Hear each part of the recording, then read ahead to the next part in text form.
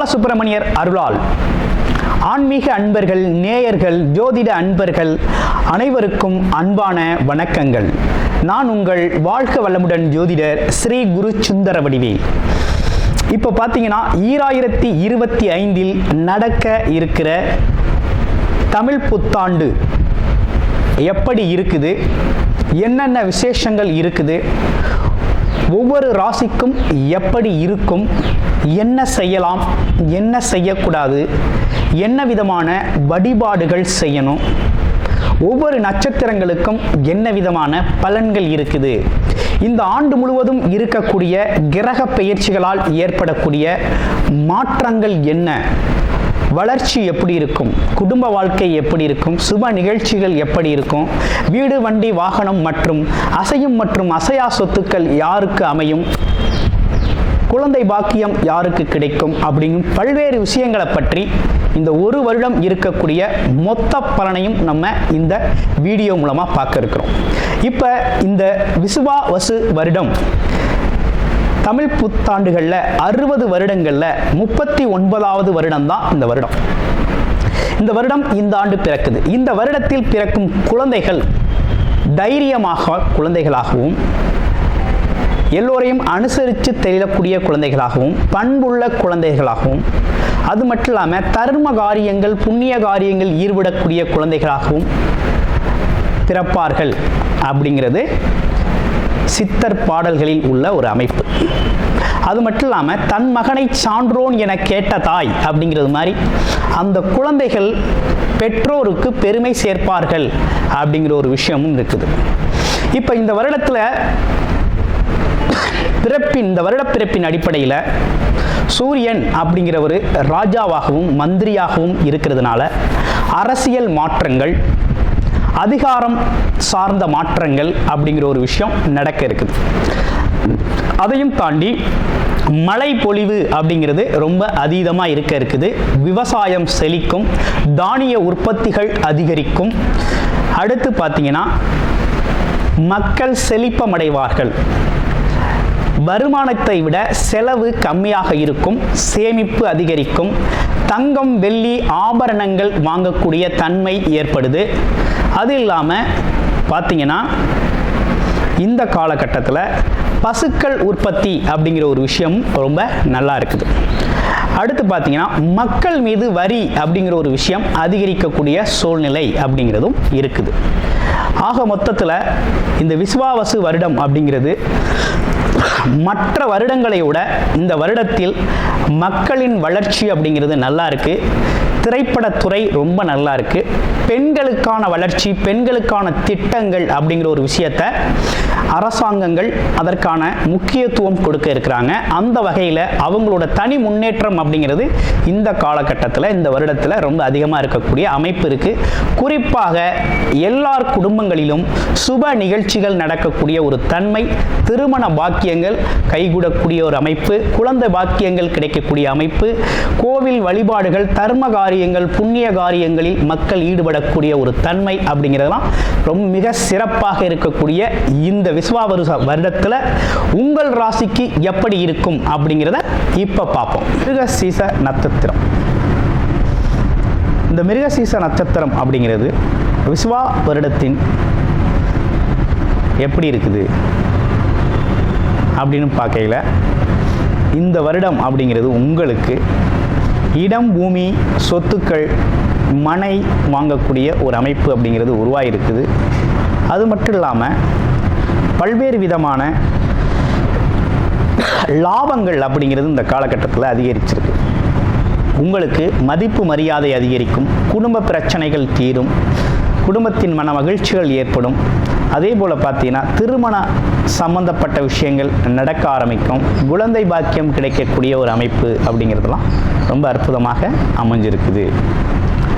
இது இல்லாமல் வருமானம் சார்ந்த விஷயத்தில் நல்லதொரு முன்னேற்றம் அப்படிங்கிறத இந்த வருடத்தில் நீங்கள் பெரிய லெவலில் சந்திப்பீங்க. இது ஒரு அற்புதமான வருடம், விசுவாவசு வருடம். அனைவருக்கும் புத்தாண்டு நல்வாழ்த்துக்கள். களத்திரக்காரகனாகிய சுக்கிரனை ஆட்சி வீடாக கொண்ட ரிஷபராசி அன்பர்களுக்கு இந்த காலகட்டம், இந்த தமிழ் புத்தாண்டு அப்படிங்கிறது எப்படி இருக்கு அப்படிங்கிறத பார்க்கும். தமிழ் புத்தாண்டு அப்படின்னு எடுத்துக்கிட்டோம்னா விசுவாசு வருடம். இந்த வருடத்தில் 3 விதமான பெயர்ச்சிகள் அப்படிங்கிறது ஏற்பட்டிருக்குது. ஏற்கனவே பார்த்தீங்கன்னா சனி பகவான் பெயர்ச்சி ஆகியிருக்கார். இப்போ அந்த வருடத்தில் குரு பகவான், ராகு பகவான் 2 பேரோட பெயர்ச்சிகள் இருக்குது. அப்போ பார்த்தீங்கன்னா குரு பகவான் அப்படிங்கிறவர் உங்களுடைய ராசியிலேயே இருந்த ஜென்ம குருவாக இருந்த குரு பகவான் இப்ப ராசிக்கு 2ஆம் இடத்துல தனஸ்தானத்துல போய் அமர்றாரு. தனாதிபதியாக லாப குருவாக வந்து அமர்றாரு. அப்ப நல்ல அருமையான ஒரு ஸ்தான பலம் அப்படிங்கிறது இந்த வருடம் பார்த்தீங்கன்னா மே 14ஆம் தேதிக்கு அப்புறம் ரொம்ப அற்புதமா இருக்கு. அதே போல மே 18ஆம் தேதிக்கு பிறகு ராகு கேது 11ஆம் இடம் இருந்த ராகு பகவான் அதே நேரத்தில் 5ஆம் இடத்துல இருந்த கேது பகவான் இவங்க 2 பேரும் பெயர்ச்சி அடைகிறாங்க. எப்படின்னு கேட்டிங்கன்னா 10ஆம் இடத்துல ராகுக்கும் 4ஆம் இடத்துல கேது பகவானும் பெயர்ச்சி அடையக்கூடிய ஒரு நிலை அப்படிங்கிறது ஏற்பட்டிருக்கு. அடுத்து இந்த வருடம் முழுவதுமே பார்த்தீங்கன்னா சனி பகவான் 11ஆம் இடத்துல சஞ்சாரம் செய்வார். லாபாதிபதி, தொழிலதிபதி, கர்மாதிபதி அப்படிங்கிறவர் அந்த இடத்துல சஞ்சாரம் செய்கிறார். இதுதான் இந்த வருடத்தில் இருக்கக்கூடிய கிரக மாற்றங்கள், கிரகங்களின் அமைப்பு உங்களுடைய ராசிக்கு. இந்த அமைப்புக்கு என்ன நடக்கும் ரிஷபராசிக்கு அப்படின்னு எடுத்துக்கிட்டோம்னா, முதல் விஷயம், தொழிலில் எதிர்பார்த்த வகையில் நல்ல லாபம் அப்படிங்கிறத நீங்கள் இந்த வருஷத்தில் எதிர்பார்க்கலாம். தொழில் லாபம் அப்படிங்கிறது ரொம்ப சிறப்பாக இருக்குது. 2வது, வேலை உத்தியோகத்தில் ஒரு நல்ல முன்னேற்றம் இருக்குது.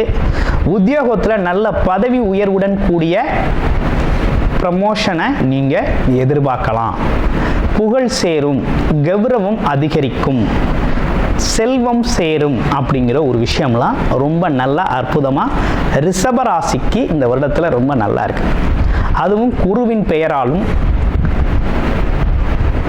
அது மட்டும் இல்லாமல் சனி ராகு இவங்க 2 பேருமே நல்ல ஒரு ஸ்தான பலம் பெற்றிருக்கிறது அப்படிங்கிறது ஒரு நல்ல அமைப்பு அப்படிங்கிறது சூப்பராக இருக்குது. அடுத்து பார்த்தீங்கன்னா மாணவர்கள், இளைஞர்களுக்கு படித்து முடித்த உடனே நல்ல உத்தியோகம் கிடைக்கும், நல்ல வேலை கிடைக்கும், பிடிச்ச இடத்துல கிடைக்கும், நல்ல வருமானத்தில் வேலை கிடைக்கும். ஸோ முன்னேற்றம் ஏற்படக்கூடிய மாதமாக இந்த மாதம் சிறப்பாக இருக்குது.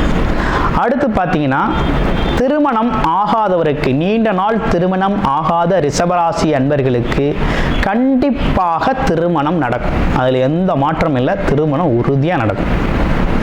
குடும்பத்துக்கு ஒரு ஆளை சேர்க்கக்கூடிய ஒரு அமைப்பு ரொம்ப அற்புதமாக இருக்குது.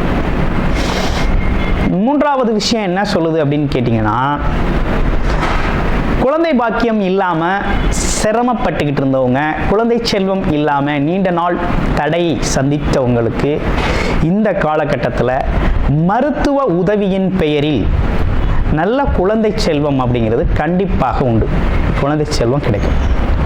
இந்த அமைப்பு ரொம்ப நல்லா இருக்கு. அடுத்து 2வது திருமணம், மறுமணம் செய்கிறதுக்காக வெயிட் பண்ணிக்கிட்டு இருக்கவங்களுக்கும் கண்டிப்பாக மறுமணம் அப்படிங்கிறது நடக்கும். அடுத்து 2வது குழந்தை, முதல் குழந்தை இருக்குது, 2வது குழந்தை வேணும் அப்படின்னு சொல்கிறவங்களுக்கும் இந்த காலகட்டத்தில் குலதெய்வத்தின் அருளால் உங்களுக்கு ஒரு அருமையான குழந்தை, 2வது குழந்தையும் கிடைக்கக்கூடிய ஒரு அமைப்பு அப்படிங்கிறது இந்த வருஷம் ரொம்ப அற்புதமாக அமைஞ்சிருக்குது. அப்புறம் உங்களுக்கு இந்த காலகட்டத்தில் சகல விதமான முயற்சிகளும் வெற்றி தரும். மிகப்பெரிய லெவலில் நல்லதொரு முன்னேற்றத்தை காண்பீங்க. மற்றவர்களால் செய்ய முடியாத கடினமான விஷயங்களை கூட மிக எளிதாக கையாளும் திறனும் அந்த ஆற்றலும் உங்களுக்கு இந்த காலகட்டத்தில், இந்த வருடத்தில் ரொம்ப சிறப்பாகவே அமையும். அடுத்து பூர்வீக சொத்துக்கள் கிடைக்கும். பூர்வீக குலதெய்வ வழிபாடு அப்படிங்கிறது, குலதெய்வ அருள் அப்படிங்கிறது பரிபூரணமாக கிடைக்கும். அடுத்து பார்த்தீங்கன்னா குழந்தைகளால் பெருமை சேரும் அப்படிங்கிற ஒரு நல்ல அமைப்பு அப்படிங்கிறது ரொம்ப சூப்பராக இருக்குது. ஆமாம், வெளிநாடு வெளியூர் பயணங்கள் நல்லா இருக்குது. அடுத்து பார்த்தோம்னா தொழில் வளர்ச்சி அப்படிங்கிறது நீங்கள் எதிர்பார்த்த லெவலில் விட பல மடங்கு 100 times 10 times அப்படிங்கிறது மாதிரி 1:10 அப்படிங்கிறது மாதிரி 10 மடங்கு வளர்ச்சியையும் சில பேர் 100 மடங்கு வளர்ச்சியையும் அவங்கவுங்க ஜாதகத்தின் அடிப்படையில் நடக்கக்கூடிய தசாபுத்தி அமைப்புகள் ரொம்ப சாதகமாக இந்த காலகட்டத்தில் யோக பலன்களை கொடுக்கக்கூடிய யோகாதிபதியின் திசைகள் நடக்குது அப்படின்னா இந்த காலகட்டத்தில் அள்ளி கொடுக்கக்கூடிய பணக்காரர்கள் லட்சாதிபதி கோடீஸ்வரராகக்கூடிய ஒரு அமைப்பு அப்படிங்கிறது இந்த வருடம் அற்புதமாக ரிஷபராசி அன்பர்களுக்கு அமைஞ்சிருக்கு. இவை அனைத்தும் இந்த காலகட்டத்தில் உங்களுக்கு சிறப்பை தரக்கூடிய வகையில் ரொம்ப அற்புதமாக அமைஞ்சிருக்கக்கூடிய ஒரு நல்ல அமைப்பாக இருக்குது. ஏன்னா 10ஆம் இடத்துல ஒரு பாவி இருக்கணும், இல்லைன்னா பாம்பு கிரகம் இருக்கணும். இப்போ பாம்பு கிரகம் அதுவும் யோகக்காரகன் சொல்லக்கூடிய குரு பகவான் இருக்கிற, அயோகக்காரன் சொல்லக்கூடிய ராகு பகவான் இருக்காரு. அவரை குரு பகவான் பார்க்கிறார். இது மிகப்பெரிய ஒரு சிறப்பு இல்லையா? மிகப்பெரிய சிறப்பு. அதுவும் 9ஆம் பார்வை அவர் தனஸ்தானத்திலிருந்து வேற பார்க்கிறார், வருமானஸ்தானத்திலிருந்து பார்க்கிறார், குடும்பஸ்தானத்திலிருந்து பார்க்கிறார். அப்போ மங்கள நிகழ்ச்சிகள் வீட்டில் நடக்கும், குடும்ப மகிழ்ச்சி அடையும், குடும்பத்திற்கான நல்ல வருமானம் வரும். அப்போ தொழில் நல்லபடியான முன்னேற்றத்தை தரும். அடுத்து ரியலாகவே உண்மை, உழைப்பு, நேர்மை அப்படின்னு சொல்லி தன்னோட உழைப்பை செலுத்திட்டு அதற்கான அங்கீகாரம் இல்லை, ஆமாம் எனக்கான அங்கீகாரம் இல்லை, என் உழைப்புக்கு ஒரு பாராட்டு இல்லை, மதிப்பு இல்லை, மரியாதை இல்லைங்கிறவங்களுக்கெல்லாம் இந்த காலகட்டத்தில் சனி பகவானின் அருளால் அவங்களுக்கெல்லாம் பதவி உயர்வு, அவங்களோட திறமை அங்கீகரிக்கப்படுதல், அது மட்டும் இல்லாமல் அவங்களுக்கான முன்னேற்றத்தைங்களை உறுதிப்படுத்துதல், ஆமாம் மக்கள் தொடர்பு அதிகரிக்கிறது, கௌரவம், அந்தஸ்து, உண்மை நிலை அப்படிங்கிற ஒரு விஷயம்லாம் இப்போ தான் உங்களை பற்றிய விவரங்கள் வெளியில் வரக்கூடிய ஒரு நல்ல காலகட்டமாக இருக்குது. கூடுமான வரையும் ரிஷபராசி அன்பர்கள் புண்ணிய காரியங்கள் ஈடுபடுங்க, தான தர்மங்களை நிறைய செய்யுங்க. வழிபாடு அப்படின்னு எடுத்துக்கிட்டோம் அப்படின்னா ஞாயிற்றுக்கிழமைகளில் விநாயகர் வழிபாடு அப்படிங்கிற ஒரு விஷயத்தை செஞ்சுக்கோங்க. அதே போல் வெள்ளிக்கிழமை துர்க்கையம்மன் வழிபாடு அப்படிங்கிறத தொடர்ச்சியாக செஞ்சுக்கிட்டு வாங்க. வாழ்க்கை வளமாகும். மிகப்பெரிய முன்னேற்றம் அப்படிங்கிறது உங்களுக்கு இந்த காலகட்டத்தில் காத்துக்கிட்டு இருக்கு. இந்த காலகட்டம் அப்படிங்கிறது உங்களுடைய வளர்ச்சி அப்படிங்கிறது 99% மிகவும் ரொம்ப சிறப்புடையதாக இருக்குது.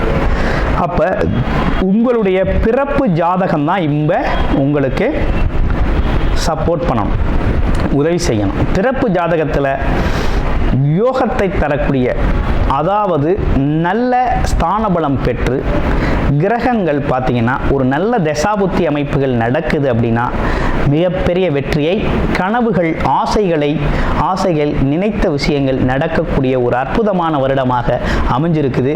அனைவருக்கும் இனிய தமிழ் புத்தாண்டு நல்வாழ்த்துக்கள். நன்றி, வணக்கம். கூடுதல் தகவலாக நேயர்களின் விருப்பத்திற்கிணங்க நமது ஸ்ரீ பாலசுப்பிரமணியர் ஆலயத்தில் அனைத்து விதமான சகல விதமான தோஷங்களும் நிவர்த்தி அடைய பரிகார பூஜைகள் தொடர்ச்சியாக நடக்க இருக்குது.